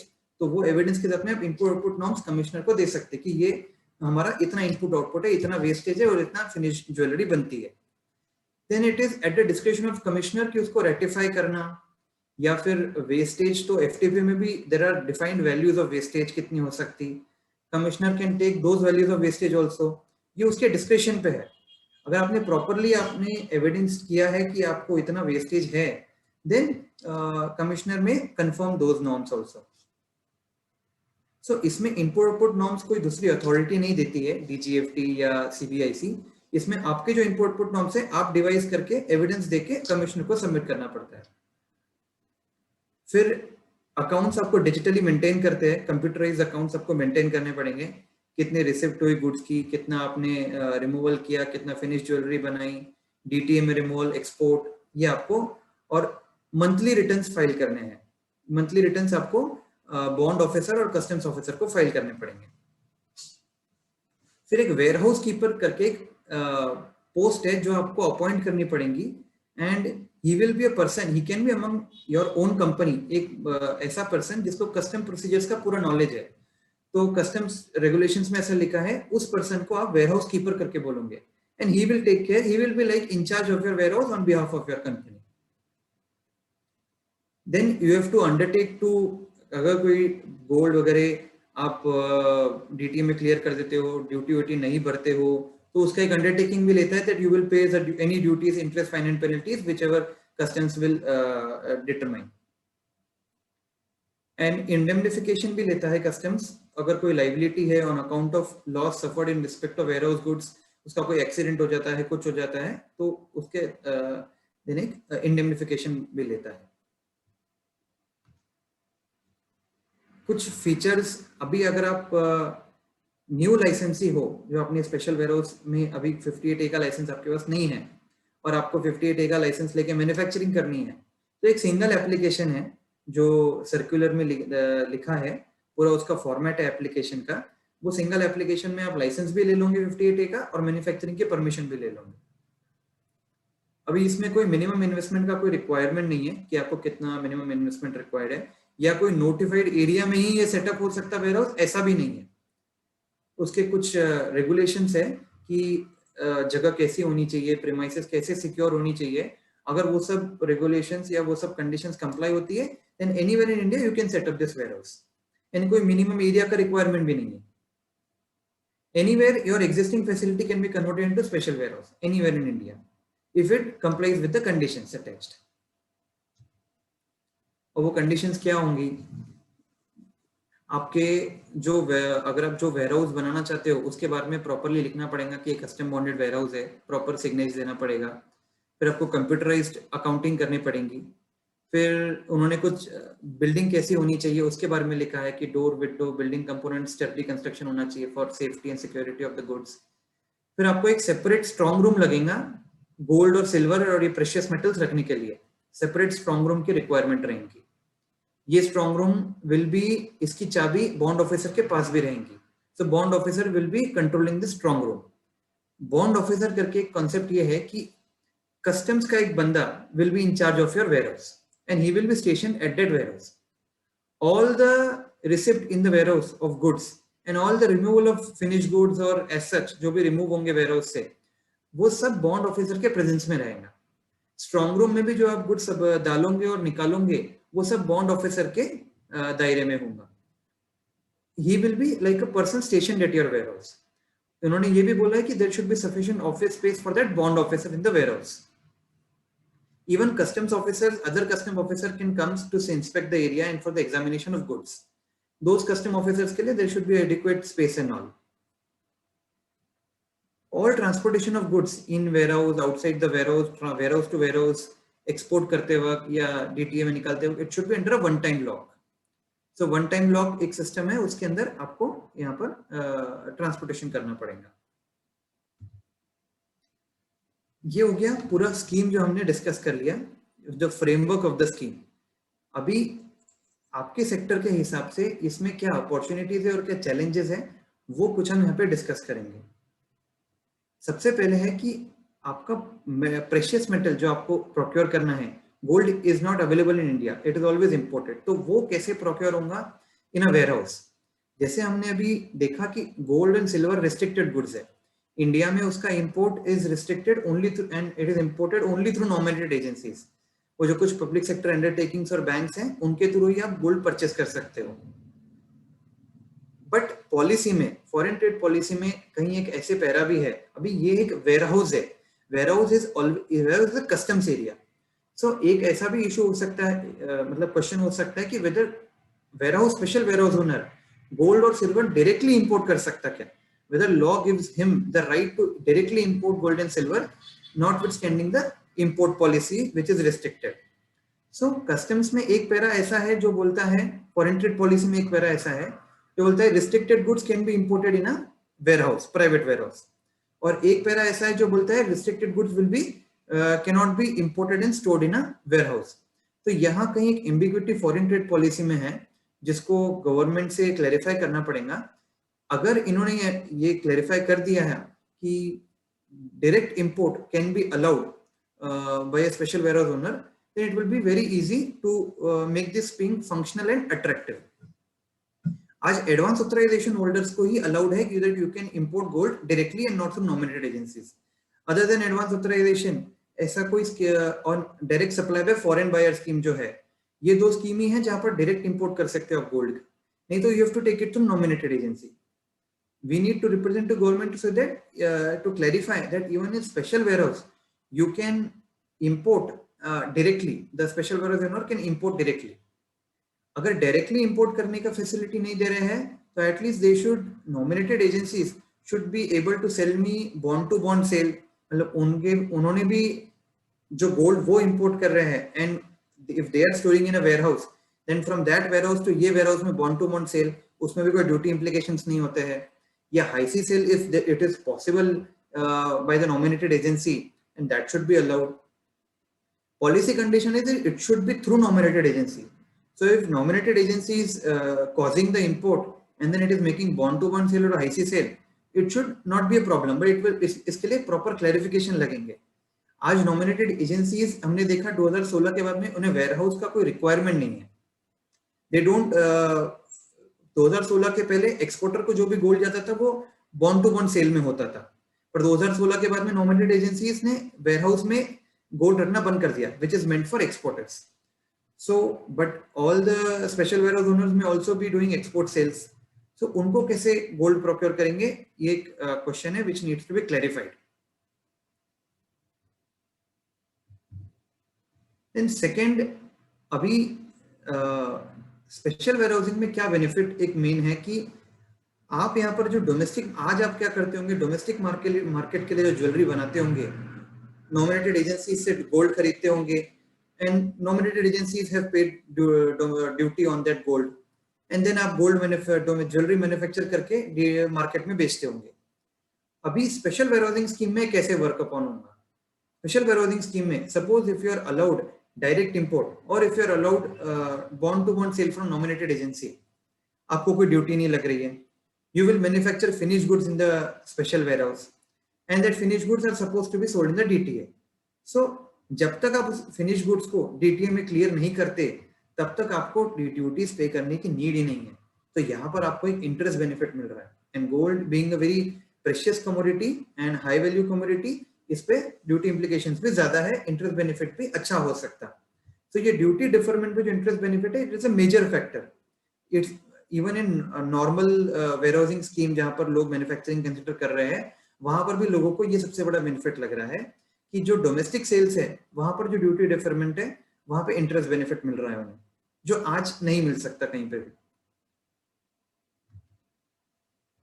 Then एक चैलेंज ऐसा है कि जॉब वर्क परमिशन यहाँ पर अलाउड है कि नहीं. मतलब क्या आप गोल्ड स्पेशल वेयरहाउस में लाके किसी और जो स्पेशल वेयरहाउस के बारे में आपका कोई डीटीए सप्लायर है वहां पर आप उसको दे सकते गोल्ड को निकाल के, देन ही में मेक द फिनिश ज्वेलरी, ही में डायरेक्टली एक्सपोर्ट और ही में गिव अस बैक. वैसी स्कीम क्या परमिसिबल है क्या? और सेकंड ऐसा भी हो सकता है कि कोई डीटीए है, पर्सन है जिसके पास में गोल्ड है और हमारे पास में कैपेसिटी है मैन्युफैक्चर करने की, वो हमें गोल्ड दे रहा है और हम उसको मैन्युफैक्चर करके वापस दे रहे हैं, तो वो परमिसिबल है कि नहीं है? Other than this precious metal जो नॉर्मल गुड्स है जिनको manufacturing in special warehouse allowed है, वहां पर तो गवर्नमेंट ने क्लैरिफाई कर चुकी है कि स्पेशल वेयरहाउस के बाहर में गुड्स बेच के आप जॉब वर्क करा सकते हो, और इवन डीटीए में कोई सप्लायर आपको गुड्स भेज रहा है तो you can do job work and send it back. पर वो क्लैरिफिकेशन सिर्फ नॉर्मल गुड्स के लिए है, other than precious metals. Precious metals की मैन्युफैक्चरिंग में ऐसा कोई क्लैरिफिकेशन नहीं आया है. यहाँ पर तो सिर्फ रेगुलेशंस में इतना लिखा है कि वेयरहाउस टू वेयरहाउस ट्रांसफर कर सकते हो, तो वेयर किसी और का स्पेशल वेयर हाउस होगा तो वो यूज कर सकते जॉब वर्क के लिए. But this clarification is very important, and this relaxation of job work in your sector is very important also, because under EOU SEZ units they're allowed to do job work. They can send the goods outside the EOU SEZ unit, send gold and bring back jewelry. So वो benefit, वो relaxation EOU SEZ unit को है. So special warehouse unit should also be in par. और जो relaxation आया है by this circular, it should be extended to your sector. So that kind of a relaxation we require. इसमें एक point, yes sir. एक point कि job work में जितना भी स्कीम है फॉरेन ट्रेड पॉलिसी में फॉर जेम एंड ज्वेलरी, उसमें तो किस में भी जॉब वर्क का इनिशिएट नहीं किया. Sir EOU and SEZ unit में उन्होंने लिखा है that you can send this jewelry or gold, precious metals outside the EOU and make it finished jewelry and take it back. But other scheme जो ये advance license scheme, advance license scheme में yes, advance license scheme of Johnson Jewelry उसमें job work envisage नहीं है. तो इसलिए clarification का जरूरत है. Yes, इसलिए clarification का need है. Yes. And इसमें भी cut and polish diamond है, वो नहीं बेच सकते आप. Correct. EOU में भी. Specified goods only you can send. Then एक बहुत इंपॉर्टेंट क्वेश्चन ये है कि वैल्यू एडिशन और वेस्टेज की क्या रिक्वायरमेंट्स है. आज आप फॉरेन ट्रेड पॉलिसी की कोई नॉमिनेटेड एजेंसी की स्कीम लेते हो, एडवांस प्रोक्योरमेंट या replenishment scheme, advance authorisation scheme लेते हो, EOU SEZ, हर जगह या तो मिनिमम वैल्यू एडिशन कहीं ना कहीं प्रिस्क्राइब्ड है, या तो कहीं पॉजिटिव NFE की रिक्वायरमेंट है, या तो वेस्टेज भी वहां पर डिफाइंड है. फॉरेन ट्रेड पॉलिसी में वेस्टेज के परसेंटेजेस भी डिफाइंड है, आपके सेक्टर में कितना हो सकता है. अभी ये रेगुलेशंस में, ये कस्टम्स एक्ट के अंदर स्कीम है, ये बहुत इंपॉर्टेंट टू नोट है. ये स्कीम कस्टम्स एक्ट के अंदर है, ये फॉरेन ट्रेड पॉलिसी के अंदर नहीं है. सो कस्टम्स एक्ट के अंदर की ये स्कीम के अंदर ना मिनिमम वैल्यू एडिशन का कोई रिक्वायरमेंट है, ना कोई वेस्टेज का रिक्वायरमेंट है. वेस्टेज में ऐसा है कि आपको इनपुट आउटपुट नॉर्म्स कमिश्नर को देने हैं, फिर it is at his discretion. वो ऐसा भी बोल सकता है कि जो FTP का वेस्टेज है वही आपको लगेगा. सो एक उधर तो भी एक कमिश्नर में refer to FTP, but minimum value addition में तो ऐसा कुछ नहीं है, क्योंकि यहाँ पर तो ऐसा आपको कोई देना ही नहीं है कमिश्नर को कोई कि आप मिनिमम वैल्यू एडिशन अचीव करोगे. सो ये requirement whether we have to achieve in special warehousing scheme or not is a big question. अभी इसमें रेगुलेशंस में या सर्कुलर में कहीं लिखा नहीं है that you should achieve minimum value addition. Sir मेरे हिसाब से जरूरत भी नहीं है, क्योंकि आप बाकी स्कीम भी देखेंगे अंडर सेक्शन 65 और 58 कि किसी में भी वैल्यू एडिशन का जिक्र नहीं किया. और ये एग्जम्पशन स्कीम नहीं है. करेक्ट, ये एग्जम्पशन स्कीम है, ये डिफरमेंट इन रिमिशन. हाँ, एग्जम्पशन स्कीम में वैल्यू एडिशन रहता है, इसमें नहीं रहता है. Correct, but sir this being a very high value commodity and so maybe a clarification should be there from the government. इसमें क्यों आप गवर्नमेंट का आइडिया दे रही हो, इसमें वैलिडेशन लगा सकते हो करके? नहीं हो भी सकता है. So that is one point to note here. Now MOOWR में कौन से ऐसे बेनिफिट्स है जो अदर स्कीम्स में नहीं मिल रहे हैं. सो मूवर में अगर आप कुछ समझो गोल्ड ले लो, इंपोर्ट कर लो या नॉमिनेटेड एजेंसी से ले लो, तो जरूरी नहीं है आपको एक्सपोर्ट ही करना है. आपको पहले ये नहीं बताना है कि कोई आपको एक्सपोर्ट ऑब्लिगेशन, यहाँ पर कोई एक्सपोर्ट ऑब्लिगेशन नहीं है आपका. यहाँ पे even there is no limit to clear the goods in DTA. तो आप 100% DTA सेल्स भी कर सकते हैं. कोई आपको रिक्वायरमेंट नहीं है कि आप सिर्फ एक्सपोर्ट करना चाहिए या 10% 20% एक्सपोर्ट होना चाहिए. There is no requirement. अगर आप जो भी गोल्ड ले रहे हो उस पर आप 100% DTA सेल्स भी कर सकते हैं. So that is a major benefit over here. So all the जहां पे भी एक्सपोर्ट ऑब्लिगेशन या NFE की स्कीम्स है, वहां पर कभी अगर एक्सपोर्ट अनसर्टेनिटी हो जाती है, जैसे पेंडेमिक में हुआ है, तो वहां पर फिर लिटिगेशन स्टार्ट हो जाता है for non fulfilment of obligation. यहाँ पे इवन अगर आप एक्सपोर्ट करना चाहते हो तो ऐसा नहीं है that export should be made with in 90 days और 120 डेज और any time limit. So even आप ज्वेलरी मैन्युफैक्चर करके 1 साल बाद भी उसको निकालो then you will get a duty remission और उस पर कोई पेमेंट नहीं लगेगा। तो कोई मिनिमम टाइम लिमिट नहीं है कितने में एक्सपोर्ट होना चाहिए। एक्सपोर्ट्स आप without on payment of IGST भी कर सकते हो, अगर इवन इफ आपने गोल्ड लिया है विदाउट पेमेंट ऑफ आईजीएसटी। आज कुछ इश्यूज एडवांस लाइसेंस वाले फेस कर रहे हैं जहां पे उन्होंने without payment of IGST goods ले लिए एंड देन एक्सपोर्ट कर दिया ऑन पेमेंट ऑफ आईजीएसटी। तो those are facing some issues. वो इश्यूज अभी स्पेशल वेयरहाउस में एज ऑफ नाउ तो नहीं है। अभी इसमें एक और बड़ा क्वेश्चन है कि एफटीपी स्कीम्स में काफी रिलेटेड रिस्ट्रिक्शंस है। जैसे एक तो हमने वैल्यू एडिशन और वेस्टेज का देखा जो एफटीपी स्कीम्स में, फिर एफटीपी स्कीम्स में एक्सपोर्ट आइटम्स भी डिफाइंड है, फाइननेस डिफाइंड है, कैरेट वैल्यू डिफाइंड है, क्या एक्सपोर्ट कर सकते वो डिटेल में लिखा है, and there are some other various restrictions in FTP. So वो सब रिस्ट्रिक्शंस यहाँ पर भी अप्लाई होते हैं, that only these export items are allowed, only till 22 carat you are allowed, not 24 carat। वैसे सब restrictions यहाँ पर apply as of now। तो scheme और regulations और circular envisage नहीं करती कि कोई FTP के restrictions यहाँ apply हो। The scheme of the act is not like that। So वो restrictions अगर यहाँ पे नहीं apply करते then that is an additional benefit over in the mover scheme। इसमें एक अभी रिसेंटली इश्यूज भी हुए थे कि एडवांस ऑथराइजेशन के अंदर you are not allowed under fully mechanised process और you are not allowed to export gold medallion. उसमें कुछ लिटिगेशन भी हुआ था, देन डीडीएफटी का नोटिफिकेशन आया था। Then those type of restrictions are not there in MOOWR scheme. Then कौन से बेनिफिट्स है जो मूवर में अवेलेबल नहीं है बट बाकी स्कीम्स में कहीं ना कहीं अवेलेबल है। अगर आप डोमेस्टिक सप्लायर से कोई गुड्स लेते हो, anything, it can be some consumables, tools और गोल्ड और समथिंग, देन यहाँ पर कोई ड्रॉबैक या यहाँ पर कोई रिफंड ऑफ जीएसटी नहीं है। यहाँ पे आपको नॉर्मल जीएसटी पे करना है और जो भी डोमेस्टिक प्रोक्योरमेंट है उसका क्रेडिट लेना है। और कस्टम ड्यूटी का भी अगर कोई आप कंज्यूमेबल वगैरह कुछ खरीदते हो तो उस पर कोई ड्रॉबैक वॉबैक आपको नहीं मिलेगा। जो चैप्टर 7 में एफटीपी में डीम्ड एक्सपोर्ट के बेनिफिट है वो यहाँ मूवर को एप्लीकेबल नहीं है। So वो एक it's a drawback of this scheme। Then depreciation benefit is not available for capital goods। अगर आपने capital goods यहाँ पे import कर रहे हो और use कर रहे हो तो even if 10 years down the line आप इसको debond कर रहे हो, special warehousing scheme से निकल जा रहे हो आप और normal scheme में आ जा रहे हो, तो उस समय आपको ड्यूटी पे करना है capital goods पे, तो उस समय आपको 100% ड्यूटी पे करना है। ऐसा नहीं है कि आपको कोई depreciation मिलने वाला है।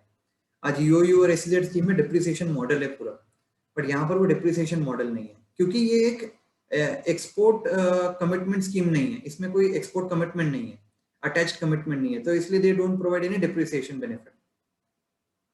बट इसमें एक रिप्रेजेंटेशन ऐसा हो सकता है कि if I am able to prove that some what is the capital goods are used for something for export production, to that extent इन्होंने प्रोवाइड करना चाहिए depreciation benefit. Some kind of a model should be introduced. अब इसमें कोई replenishment scheme जैसा नहीं है। जैसे आज नॉमिनेटेड एजेंसी के अंदर आप एक्सपोर्ट कर सकते हो और देन रिप्लेनिश कर सकते हो gold from nominated agency duty free. अभी वैसा स्कीम यहाँ पर एक्ट में एनविसेज नहीं किया है। यहाँ पर नॉमिनेटेड एजेंसी में ऐसा एफटीपी के अंदर एक पूरा सर्कुलर आया है कि 1-to-1 कोरिलेशन की नीड नहीं है। आप जो गोल्ड आपने नॉमिनेटेड एजेंसी से लिया वही गोल्ड यूज करके एक्सपोर्ट करना, इसकी रिक्वायरमेंट नहीं है। बट मूवर में ये एक थोड़ा सा प्रॉब्लम हो सकता है कि यहाँ पर ये स्कीम एक एग्जेम्पशन स्कीम तो नहीं है। जो गुड्स आपने लाए हैं उस पर आपने ड्यूटी डेफरमेंट लिया है और उस पर ही आपको रेमिशन मिलेगा अगर एक्सपोर्ट होंगे। आप पहले डोमेस्टिक गुड से एक्सपोर्ट कर रहे हो और फिर इंपोर्टेड गुड से डोमेस्टिक सेल कर रहे हो, ऐसा जो क्रिस क्रॉस कर रहे हो उसमें थोड़ा प्रॉब्लम हो सकता है मूवर में। यहाँ पर आपको no duty on inputs contained in waste within norms. So even if your waste is within the norms as may be prescribed by the commission or something, आपको ड्यूटी तो भरनी है वेस्ट पे। तो ये एक बहुत बड़ा चैलेंज यहाँ पर हो सकता है। जो भी हमने अभी तक डिस्कस किया उसमें कुछ कौन से पॉइंट्स निकल के आ रहे हैं जो अपने को, और यहाँ पर with the government we need to discuss them, that क्या प्रोसीजर होना है इंपोर्ट ऑफ गोल्ड सिल्वर का स्पेशल वेयरहाउस के अंदर। देन डोमेस्टिक सप्लायर को कोई ड्रॉबैक मिलना चाहिए या जीएसटी का रिफंड मिलना चाहिए if you supplying to special warehouse. ऐसा स्कीम ला सकते हैं कि अगर स्पेशल वेयरहाउस ने उसको डीटीए में यूज करा तो वो रिफंड वापस दे देना, सरेंडर कर देना, ये कंडीशन के साथ में एक रिफंड दे सकते हैं वो लोग। एक्सबॉन्ड बिल ऑफ एंट्री आपको फाइल करनी है for each supply in home consumption. So हर एक जो भी आप क्लियरेंस करोगे उसमें आपको ex bond bill of entry file करनी है। वो एक प्रोसीजरल कंप्लायंस है यहाँ पर एक्स्ट्रा। इसमें भी we can take clarification from government की मंथली एक बिल ऑफ एंट्री सबमिट कर सकते क्या। So government can bring that relaxation. फिर स्पेशल वेयरहाउसिंग स्कीम में क्लियर कट लिखा है कि स्पेशल वेयरहाउस के अंदर आप प्रेशियस मेटल्स रख सकते हो, प्रेशियस मेटल्स इंपोर्ट कर सकते हो। अभी कंज्यूमेबल्स और जेम्स आप इसके अंदर ला सकते क्या? अब मैन्युफैक्चरिंग में तो आपको कंज्यूमेबल्स लगने ही हैं, आपको वहाँ पे स्टडेड ज्वेलरी हो सकती है, जेम्स वगैरह सब कुछ लग सकते हैं। So whether there should be a clarification that yes you can domestically procure तो कर सकते हैं, ऐसा लिखा है, पर ये भी क्लैरिफिकेशन होना चाहिए ये चीज मैं इंपोर्ट भी कर सकता हूँ और स्पेशल वेयरहाउस में स्टोर कर सकता हूँ। That clarification should be there. Job work या सब कॉन्ट्रैक्टिंग हमने डिस्कस किया, वो परमिसिबल है कि नहीं है। फिर वैल्यू एडिशन वेस्टेज के नॉर्म्स कैसे रहेंगे ये स्कीम के अंदर, वो एक डिस्कशन है। ट्रेडिंग कर सकता कि नहीं है गुड्स की, so whether trading of goods is allowed. Trading में क्यों क्वेश्चन आ सकता है, क्योंकि वैसे तो गोल्ड और सिल्वर इंपोर्ट करने पे एक रिस्ट्रिक्शन है, only allowed through nominated agency. So क्या स्पेशल वेयरहाउस खुद परचेस करके ट्रेड कर सकता है? तो ये तो पैरेलल अथॉरिटी क्रिएट हो जाएंगी with the nominated agency for who is for trading of gold. So there can be some problem here. So इसका एक clarification लगेगा। इसमें सर एक तो yes, gold is to be imported through nominated agency only, ठीक है। जब nominated agency import करता है it is without payment of duty. yes, so by that token this scheme may not at this as it stands today may not apply to gem and jewelry sector, except correct. except you are importing gold in some other form.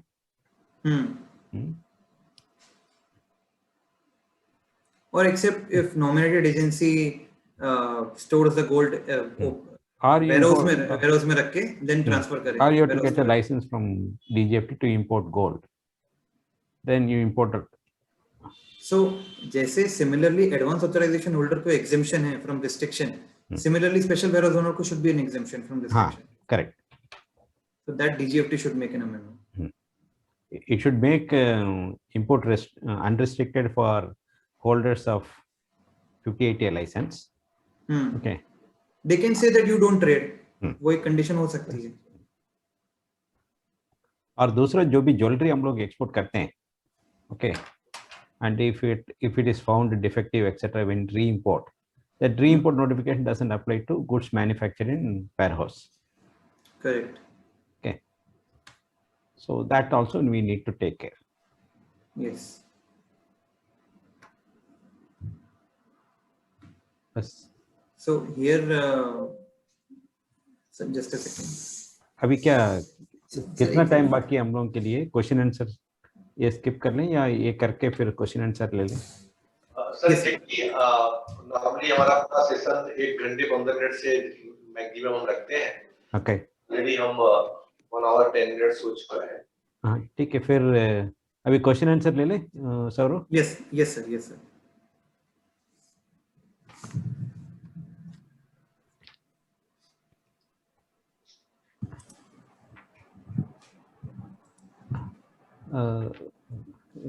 Saurabh, you take each question from chat box, then Ratan can answer or I'll also answer. Yes. Yes sir. Because the questions are there in Q&A box as well as in chat box. Yes. Sir, Q&A say I'm taking first question. Are there any value addition norms for jewelry exports? Yes, there are value addition norms. वो chapter depending on the scheme. Correct. 4.61 of handbook of procedure prescribes the value addition and this is ये मतलब 1.5% से लेके 15% से depending upon कौन सा तरीका का गोल्ड है, कौन सा तरीका का आइटम अपन इंपोर्ट कर रहे हैं, तो उसके हिसाब से वैल्यू एडिशन है। Yes. for small exporters where gold value is under 5 lakh per export, what is the way to get duty drawback? We are planning small online orders through various websites. All these schemes are very tedious for small exporters or where the gold value is small. So of course here you can avail duty drawback. Correct. Duty drawback की जो भी conditions है. Duty drawback is very simple scheme. There are no many procedures. At the time of shipping, filing the shipping bill, you need to make your intention clear that you want to claim duty drawback. Correct. And 5 lakh रुपए का अगर है value तो certainly आपको मिलेगा, कोई problem नहीं है. Generally, if these are exported through e-commerce, there's a separate procedure, no, for e-commerce under the policy. Correct. Yes. So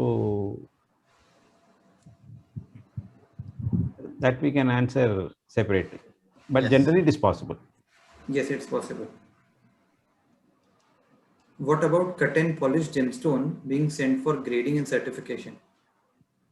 So foreign trade policy provides cut and polished diamonds can be exported for grading and certification. It also provides that cut and polished semi-precious stones and all, they can be exported for treatment and then can be re-imported back. So according to me, cut and polished gemstones also can be sent for grading and certification, can be re-imported. Policy I think handbook does not specify, मतलब एक बोलता नहीं है gemstone के लिए, वो cut and polish diamond के लिए बोलता है. हाँ, डायमंड के लिए है. हाँ, तो cut but semi precious stones के लिए if they are allowing for treatment and all, then नहीं, those may be for export and then re-import, but ये for grading certification के लिए cut and polish diamond only.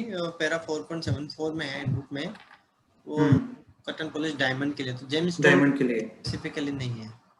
that need clarification from DGFT. Correct. In our sector, gold silver is not allowed to be imported by anyone other than nominated agency or under export promotion scheme or of FTP. So warehousing scheme under circular 65 is not beneficial for us. So as we discussed that under the warehousing scheme, DGFT should, this scheme is actually very recently introduced. In August 2020 it has been introduced. So not much of focus has been on the government, and even not any association has brought the challenges under the scheme before the government. So we would request DJEPC to represent before the government on various challenges we have just now discussed. On that we have also discussed one of this, that gold silver, whether it can be directly imported or not. So we just discussed that DGFT should make a condition in import policy that special warehouse owner is also can import gold silver. It can put additional condition that you should be used, it should be used in manufacturing. So like advance authorization holder is allowed to directly import, special warehousing scheme के अंदर also you can directly import if properly represented to government. And especially जब उनका purpose क्या है nominated agency के through import करने का, because they want to keep restriction, they want to keep control over the price और quantity of gold imported, उसका एक मतलब मेन पर्पस है. तो अगर बॉन्डेड वेयर हाउस अगर अलाउ करते हैं और वहां पर बॉन्ड ऑफिसर होगा, आप और बॉन्ड वगैरह एग्जीक्यूट करेंगे, and it will be also strong room will be there, तो मतलब फुल्ली कंट्रोल रहेगा ये भी कस्टम्स में. सो देयरफॉर डायरेक्ट इंपोर्ट और bonded warehouse should be allowed even for the importer exporter. Yes. Is any unit functioning under the scheme in gem and jewelry sector? So this is for gem के लिए. Yes. So to my knowledge, as of now, no, except for people who are in industrial sector. Those are. Is silver bar 99.9 allowed to import from client other country? Then we make silver coin, send back to client, as clients want job work only, not for silver. So he wants to import silver bar and do job work and send back silver coins. As of now, there is no restriction on doing this activity in a special warehouse. Correct. We want to import but if the silver is also restricted, okay, then we'll have this problem, no? Or we need to follow upon that. Or 32 bar is free, no sir? Bar is free subject to regulation. Okay. that job work notification will not help because the value addition is there more, Correct. or that doesn't give IGST exemption. 34 of 97, no? 32 of 97. Yes. That does not give IGST exemption. So otherwise permissible है. Only thing is duty like exemption नहीं है इसके लिए कुछ. Okay, we want to import gold for making watches, not jewelry. Can we use the special bonded warehouse? We need to import mechanical movement in addition to gold. So special warehouse mein your finished goods need not be jewelry only. It says precious metals and articles thereof. So even you can manufacture watches made out of jewelry and export from special warehouse. Vishwanathan sir, Ratan sir, what's your inputs? Correct. According to me, this should be possible.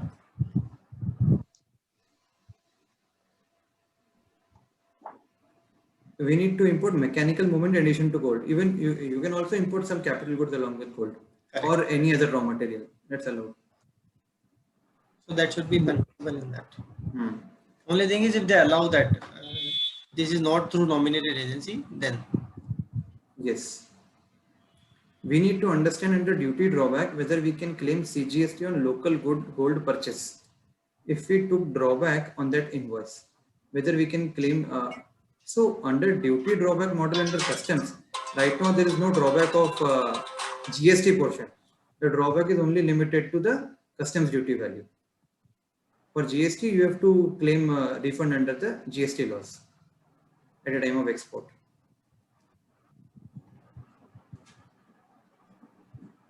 Whether we can claim wastage. So if you're under drawback scheme, whether we can claim wastage. So drawback scheme is based on the value you have exported. So on that amount, you can get a drawback. So it does not specify any minimum wastage requirements or maximum wastage requirements. correct. Drawback is linked with the FOB value of the goods exported and realized. So Yes. if you realize, then you will get the drawback. What about jewelry import? If I import 925 silver jewelry for domestic supply, is there any drawback? No. No, drawback you will not get if you're using it for domestic supply. Drawback है only for export. Is only trading allowed under this scheme? No. No, it should not be. Then they have to operate under 58A only, and so handling of cargo and this custody and handling cargo rules. So mover में नहीं आएंगे, only 58A में ही operate करना पड़ेगा. उसके लिए license लेना पड़ेगा. Even if that ITC restriction will come into play, that you Yes. need, so they right now it is only through nominated agency. I don't think so. They will create a parallel authority, and anybody can import and trade. That may allowed, not may allowed under the scheme. Vishwanathan sir, तो थोड़ा मैं intervene करना चाहूंगा. Exactly time limits काफी ज्यादा जा चुकी है, तो जो भी मेंबर्स यहाँ पे क्वेश्चंस हमको शेयर कर रहे हैं, तो मुझे लगता है कि एक सेशन आपका कंप्लीट होगा आंसर देने के लिए. अभी भी Q&A में तमाम क्वेश्चंस आए हैं, तो मेंबर्स को मैं एश्योरेंस देता हूं कि जो भी क्वेश्चंस आपने पूछे हैं, आप चैट बॉक्स में अपना ईमेल आईडी और मोबाइल नंबर हमें दे दीजिए. हम जो हमारे एक्सपर्ट्स बैठे हुए हैं उनको हम सारे क्वेश्चंस भेज करके आपको उसके आंसर्स देने का प्रयास करेंगे. और जल्द ही हम दूसरे सेशन में जो तमाम चीजें जो यहाँ पे आज हम आपको बताना चाह रहे थे इनके माध्यम से और अभी तक नहीं प्रेजेंट कर पाए हैं, तो उसे भी हम निश्चित तौर पर ले आएंगे, क्योंकि समय की एक मर्यादा अभी हमारे पास में है. बिल्कुल. तो मैं सर आप सबकी अनुमति से इसको यहीं पे विराम देना चाहूंगा, और मैं विश्वनाथन सर को और आपकी जो टीम रतन जी और सौरभ मालपानी जी प्लस जो हमारे मेंबर्स जुड़े हैं, और सबसे महत्वपूर्ण हमारे जो MSME के कन्वीनर मनीष जीवानी जी जो यहाँ पे शुरू से अभी तक हमारे साथ जुड़े हुए हैं, मैं सबका धन्यवाद देते हुए DJEPC की तरफ से मैं मिथिलेश पांडे, हमारी कलीग नादिक दे, आप सबसे विदा लेते हैं. ऑडियंस में जो मेंबर्स जुड़े हैं आप सबको भी हम धन्यवाद देते हुए कार्यक्रम का समापन करते हैं, और हम आपके क्वेश्चंस के आंसर्स आपको ईमेल के द्वारा देंगे. आप मेरा अपने